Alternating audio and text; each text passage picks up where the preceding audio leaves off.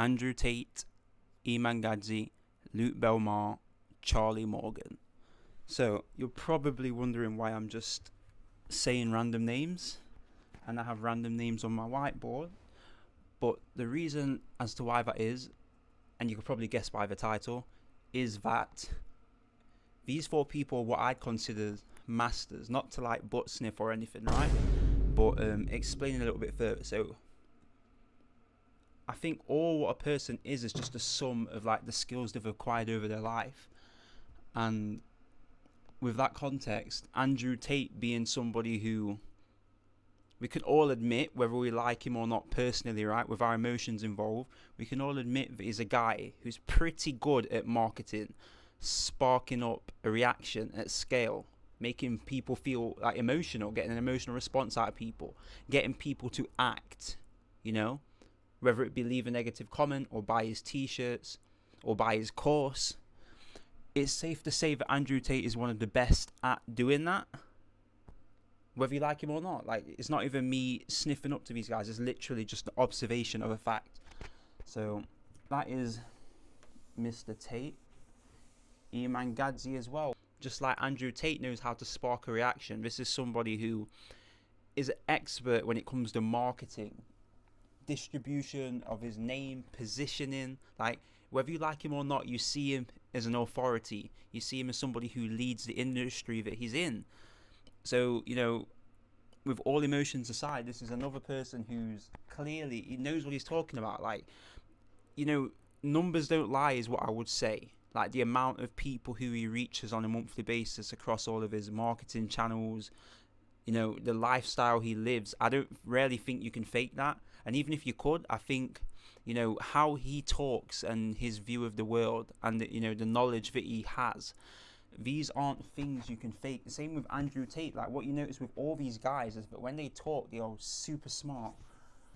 And maybe you can scam people at scale and do all of that, which takes skill in itself in a sense, but you can't fake that level of speech and knowledge. You know, you just can't do it. So Luke Belmar is the third person I want to talk about when it comes to a master, when it comes to marketing. It seems like all these guys are good at marketing, and what that really should tell you is that marketing is the backbone of like all success, to be honest. I haven't really read too much into Luke Belmar. He's got this air of mystery when it comes to, like, when I think about him, like, I don't really have much to say. But what I can say is that, just like the other two, amazing at marketing, positioning, branding, what you could say. Like, I just sat here before even shooting this video, I was like, who can I use as examples for the topic that I'm talking about? And these four came to mind. I couldn't really think of anybody else. I guess, yeah, Alex Hormozy as well. And we could go back a generation, talk about Gary Vee. Like, he literally documents his journey becoming a master. I'm going on a tangent, but so Luke Belmar's another one. And perhaps Charlie Morgan isn't one that you have heard about before. He's not as famous as the other three, but nevertheless, watch 10 of his videos and you'll see very quickly that it's somebody who, one, is very, very, very smart. He knows exactly what he's talking about. He knows how to market himself. And it's going to be somebody who, in the coming years, you're going to see a lot more of. Whether you're interested in business or not, that is, he's going to be a global figure. Like, I can spot these trends. I can spot these patterns now at this point. So, all in that to say, some noise in the background, but all of this to say, mastery, this is the secret to success. Like, if you're really, in fact, let me get my green pen out. I've got all my pens here ready. I'm prepared today. So I'm going to put mastery equals success. Why does mastery equal success? And I say this assuming that I'm talking to somebody who's actually serious about becoming successful, not somebody who's like, oh yeah, that would be cool, and then they go focus their attention on something else. I'm talking to people who are actually serious about this. And the reason why mastery is the key to success, because all you need to get successful is a set of skills. But you need to get these skills to such an extent where you're better than everybody else, depending on how far you want to take it, right? I guess if you want to make 10,000 a month, you still got to be pretty skillful, but you don't have to be a master. But nevertheless, mastery equals success, because all success is attaining certain skills and then applying them. All skills are learnable. This is the good thing. So for the person, wherever you are in the world, if you want to be successful, it's actually very straightforward. You just got to attain a certain set of skills. And so the first step would be, what skills, right?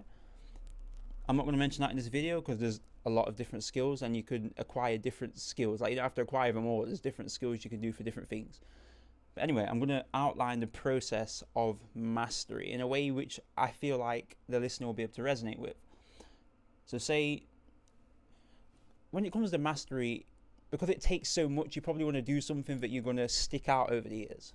And I think how you determine that thing that you're going to stick out is something that you would have been acquainted with a long time in your life. And what I'm trying to say in that is, with my example, I was introduced to entrepreneurship from as young as I can remember, watching a Facebook film in 2008 and thinking, wow, this is pretty cool. Like, I want to start a company.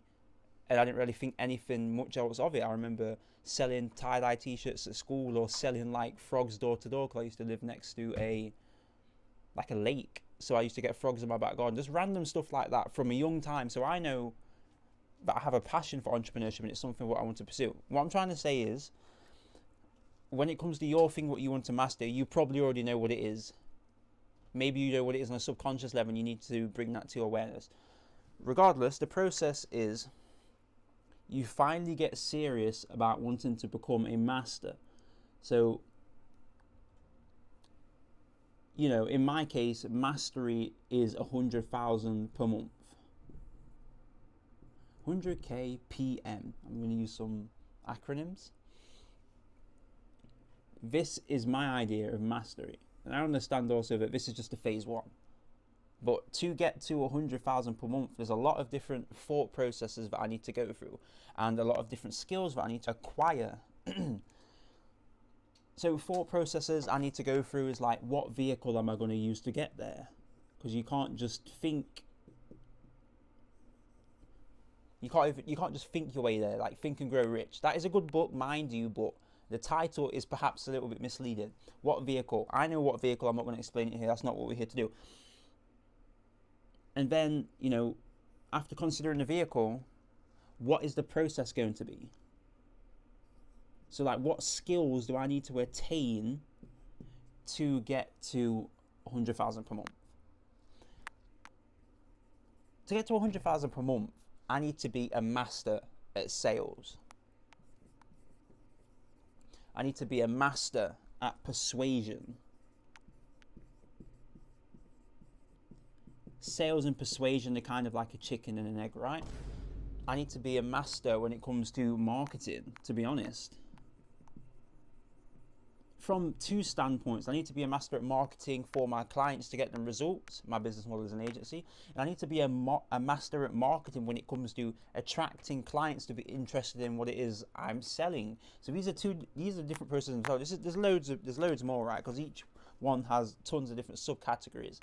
And also, I want to be a master when it comes to YouTube videos. Like, anytime you've sat down and watched a video to the end, chances are the person that you've watched to the end has spent a lot of time practicing what they're going to say on camera, writing out scripts for the videos, talking and rehearsing, and like doing attempt after attempt, getting the videos right, experimenting with different camera equipment, lighting, audio, like all sorts of different things have gone into play, like collaborating with different artists, being consistent, overcoming self-doubt. So there's a lot of different factors when it comes to skill acquisition. And what I want to outline here, I haven't really visualized it very well, hopefully you can just go off my words, is the process looks like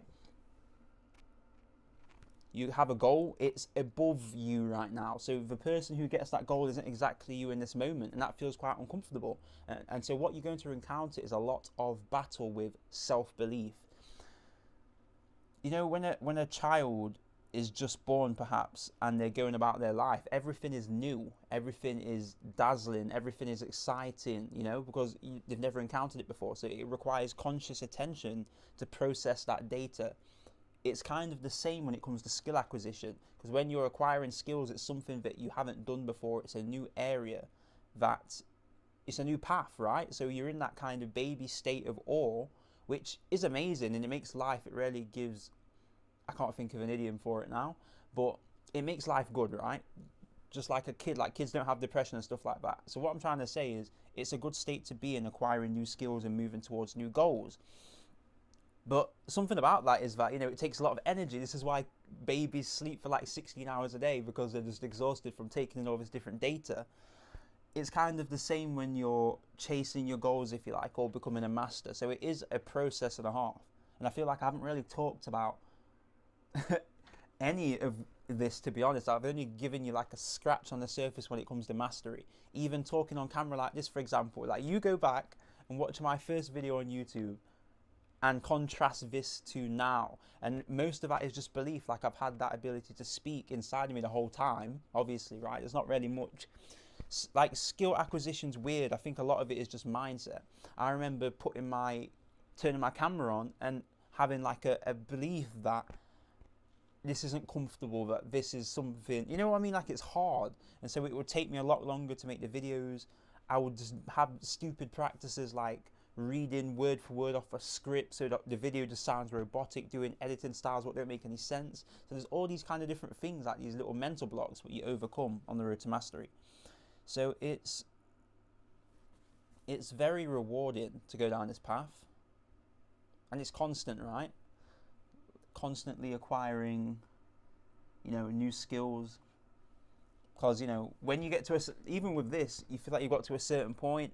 You get the skills, you're like, cool, I'm at this point, but then, you've got to keep going and keep going. So you're always in this state of awe, if you like, this state of moving towards something new, unknown territory. It's like a ride of a lifetime. It's something that, if you haven't done it before and you're not acquainted with this, it is definitely something to expect. It can be quite painful at times, but, I wouldn't change it for the world.